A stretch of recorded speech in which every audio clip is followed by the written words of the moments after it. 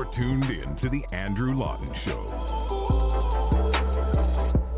The reason I think this is important is that it sets a standard for a discussion that should exist in society. And I heard from the lead counsel for the NCI, Sean Buckley, that they sent out summons and requests to a number of public officials. I forget how many.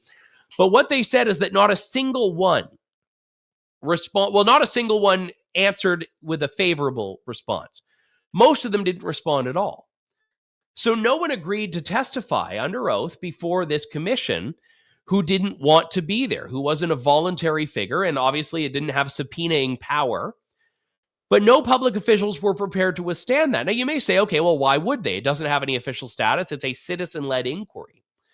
But I'd say putting the voices of citizens front and center is exactly what Canada and much of the world was missing over the last 3 years.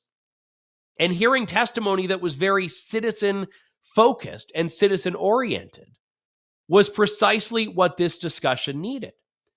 So yes, the fact that Alberta and Danielle Smith had their inquiry is good, but it was not meant to be as broad and holistic as this one. Ches Crosbie is an institution in Newfoundland politics and was the administrator for the National Citizens Inquiry, and is that, I should say. He joins me now. Ches, good to talk to you. Thanks for coming on today. Thank you, Andrew. You and I met in an elevator in Calgary just before the dinner that's held annually to benefit the Canadian Centre for Constitutional Freedoms. I only had time to introduce myself, but not to give you an elevator speech, so maybe I get that chance now. Yes, you certainly do, and I know you were at that hearing and the press conference a few moments ago. I'm glad you were able to peel away and join us. One of the things that jumped out at me in the report, and I haven't read through the whole 5,300 pages yet, is a call to have criminal and civil penalties for institutions that the commissioners say were culpable in perpetrating these things on Canadians. Now, what are we talking about here? I mean, who are we talking about there?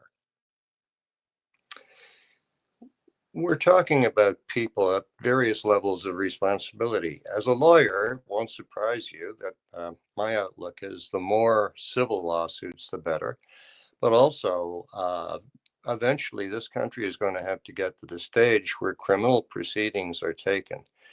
Usually, those proceedings begin with people at lower levels of responsibility, and then you have people becoming whistleblowers. You have people doing plea bargainings, and they give the receipts on people higher up the chain of command. And generally, you work your way up that way. But we very much do need criminal prosecutions. What sorts of crimes am I thinking of here?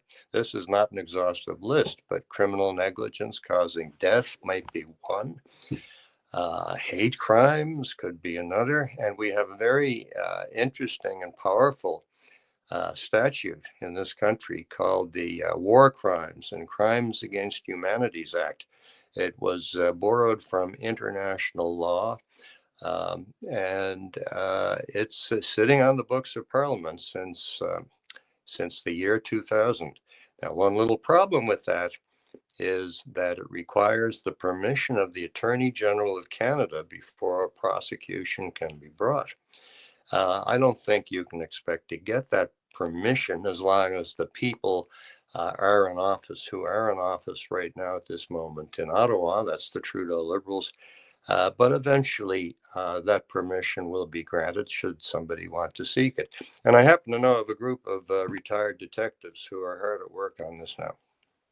So I take from your answer that you don't buy into the idea that this was a political problem that has to be responded to in a political fashion, as though basically this was just bad policy and the antidote to bad policy is to vote out the politicians who imposed it. Well, that's certainly part of the antidote. They got to be voted out. The tipping point is being reached, not just in Canada, but elsewhere. And you can visualize that sort of like a dump truck load of sand. And at a certain point in the tilt of the dump truck load, some of the sand begins to run out, and then there's a cascade of more sand, and then the entire load comes out all at once. Well, we're coming up to that point.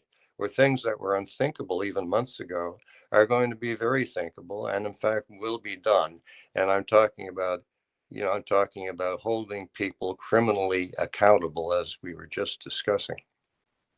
So let's talk about the relevance of this report, because obviously it was quite monumental that you had this citizen-led initiative with no public funding and no official status, no royal charter that existed and that carried on and that took obviously significant effort and financial resources to have happen.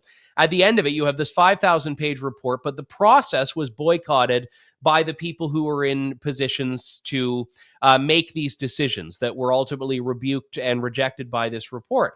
I think it stands to reason those people will not acknowledge, or if they do, will not heed the recommendations. So, at the risk of sounding kind of glib about this, what's the point of it all? Well, the whole process of accountability always takes time. We've been through a species of madness.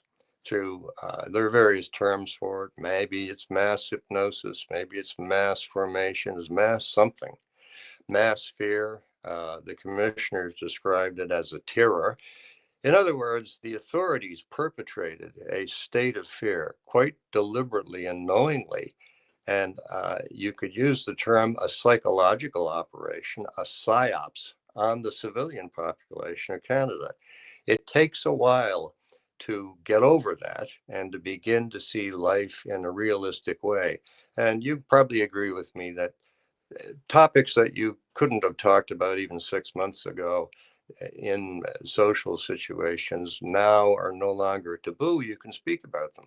This will continue to change and change in a proper and right direction.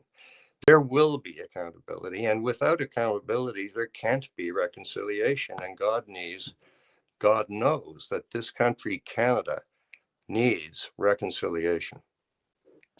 Well, that was, I mean, whenever we've talked about this in the Indigenous context, we're always told that you need truth before you can have reconciliation, hence the name of the Truth and Reconciliation Commission. And in this context, you can't have an honest discussion about what happened without dealing with the facts. And even still, some of the basic fundamental facts are in dispute by some of the so-called experts on whom the government relied and a lot of the other experts that the government rejected. And, I've often had this challenge as a journalist. How can I sort of adjudicate between two people wearing lab coats with letters after their names? But I think the government was very quick to shut down anyone with a heterodox view. And that's part of the reason we got into these problems. And they really just entrenched that the longer this went on, rather than having any basic semblance of humility. Well, there's a famous doctor, Dr. Peter McCullough, who you're probably familiar with, and he writes a Substack. He calls it Courageous Discourse. And I like that term because there are two things that all of us need. We need courage, but we also need the ability to engage in discourse and to learn from people with different viewpoints. And so what we've seen lacking in the authorities who have instituted the measures that we're all so familiar with from the last several years, the repressive measures, is they wouldn't turn up at the inquiry, although they were invited, and explain themselves. What are they afraid of? They obviously have something to be afraid of. They know they've got things to defend that they can't defend very well. And they're not willing to engage in discourse. And as long as people aren't willing to engage in discourse, and I'd actually include criminal proceedings as a form of discourse as well, then we're going to have problems and we're not going to have reconciliation. We lost your video there for a moment. You're frozen, but we can still hear you. So I'll ask you one final question here, Ches. What would you like Canadians to do with this? Because there is, I think, a call to action whenever something like this is published for Canadians to read it and understand and review. What would you like, if you can assign the country homework here, and certainly this audience, what do you think Canadians should take from this and do with this document? Well, thanks, Andrew. I think that people should have a look at it. They should turn it over in their minds. There are going to be a spectrum of people, some who, accept everything that's being said and are totally on the same page with the commissioners. There will be some who are somewhere in between, and there are others who will be more resistant. Just have a look at three. Oh, I feel we've lost the audio here. You cut out there, Ches. You seem to be moving again. If you can try speaking, I think we have you back. No, unfortunately, it's cutting off now. We're having a connection issue here, but I do appreciate that we had most of the interview with functional technology, and we'll have to get you back in a bit more detail. Ches Crosbie, the administrator for the National Citizens Inquiry. Thanks for listening to The Andrew Lawton Show. Support the program by donating to True North at www.tnc.news.